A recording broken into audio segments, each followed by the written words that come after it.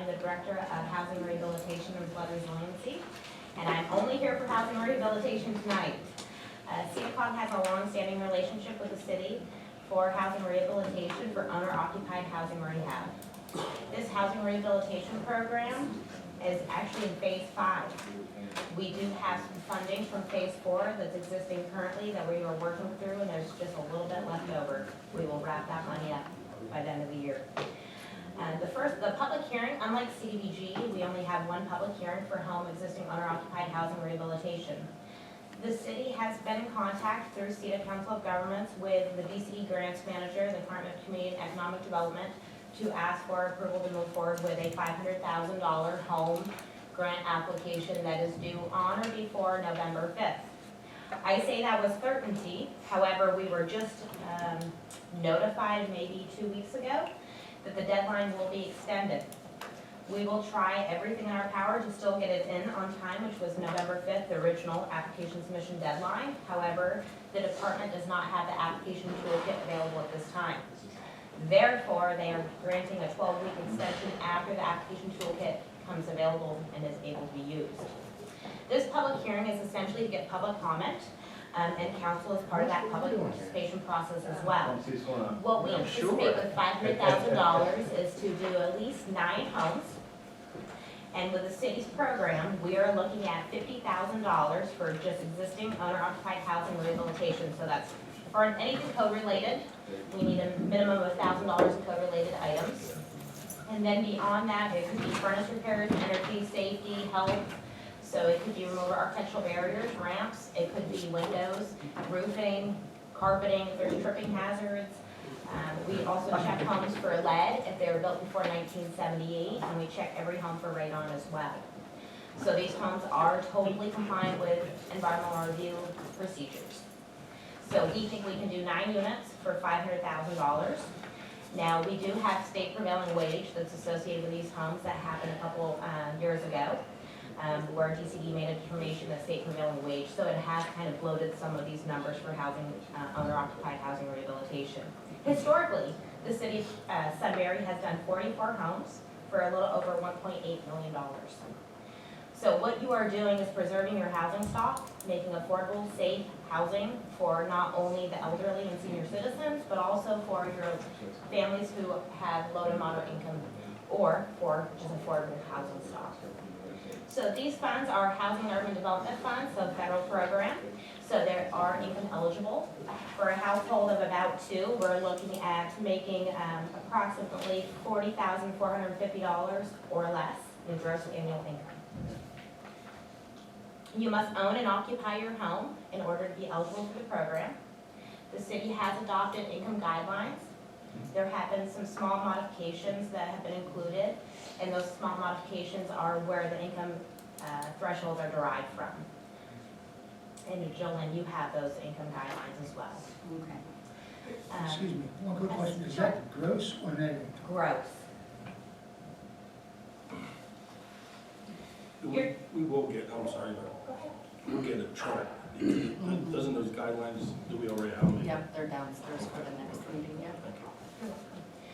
Taxes must be current, and with the city's program, taxes being current are a little different than some other municipalities. In the city of Sunbury, your taxes being current must mean that you at least at minimum have payment arrangements with a tax collector. So you are a little bit more forward-thinking in that. So that is very helpful for low to moderate income families. Sewer and water, if you have public utilities, you must be current and up to date with those public utilities as well. The City of Sunbury also receives they are an entitlement program through the Community Economic Development for CDBG funds. So with that, you carry the section 504 and the anti-displacement plan as well.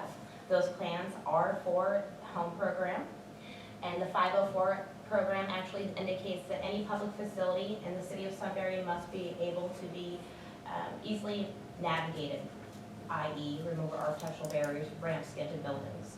So at this time, I'd ask for any public comment if there's any public facilities that we know of in the City of Sunbury that are not accessible for folks who have limited mobility.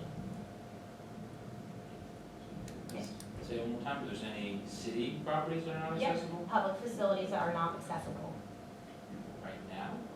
Correct, yes. That's not just public. That's something we can look into. Yeah, And you said that's the Chestnut Street yeah, it could be the only one, facility? And what is, I'm not familiar with that facility, just the warehouse. a warehouse that's open to the public? Nope. Okay, then, There's no? then no, yes. Come on. that's There it is. correct. No, it's okay. No, I appreciate that. But usually everybody's quiet. I do all the talking, so I appreciate it. Thank you. So any public facility where someone who, a citizen, a constituent in the city of Sunbury trying to enter, that they would have permission to enter if they have any limited mobility that way. Here we have an elevator, so there's no problem there. So I don't hear any public facility limited mobility issues at this point. Fair housing update. Every year there is an ad placed in the newspaper for fair housing. That ad has been published on behalf of the city for home and CDBG funds as well as ESG funds, if you were to receive those funds. Every year we do an optional mandatory, which kind of sounds silly all in one term. And what that essentially means is that we have to pick a new fair housing practice every year to undertake.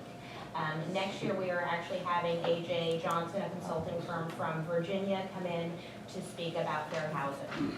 He's well renowned across the country. This year, we talked about the MPO and the transportation needs in our 11-county region, the City of region, so it includes the City of Sunbury. Environmental reviews. I've been doing NEPA, the National Environmental Review process, for quite a long time. The environmental review process for federal funds is the NEPA environmental review process under 24 CFR 58, and essentially what that means is that for any HUD funds, no matter if it's administration or project related, we must undertake an environmental review. So with that, I would ask, are there any concerns you have with previous HUD funded projects in the city of Sunbury, or any environmental review impacts that you may have noticed that have not been taken care of or you'd like to comment on? Okay. So with that, moving right along, written comments from today's public meeting are open until October 3rd. So if you're in the room or if you have any comments you'd like to make, you can submit those to the City of Sunbury on or before October 3rd. And a formal resolution for the resolution to apply will take place October 7th during your regular meeting to consider for action. October 14th. Oh, 14th, I apologize. October 14th, thank you, Jolyn. October 14th. That resolution will be considered by council, and that resolution essentially says we would like to apply for $500,000 of federal funds known as Home Investment Partnership Program, which is the Cranston and Gonzalez Act funds. And those funds will then, that resolution, if it's acted and moved forward, it will allow us to submit your application on behalf of the City of Sunbury, following up with the application toolkit for signatures. That is all I have, unless there are any questions. Okay, thank you, I appreciate it. Thank you.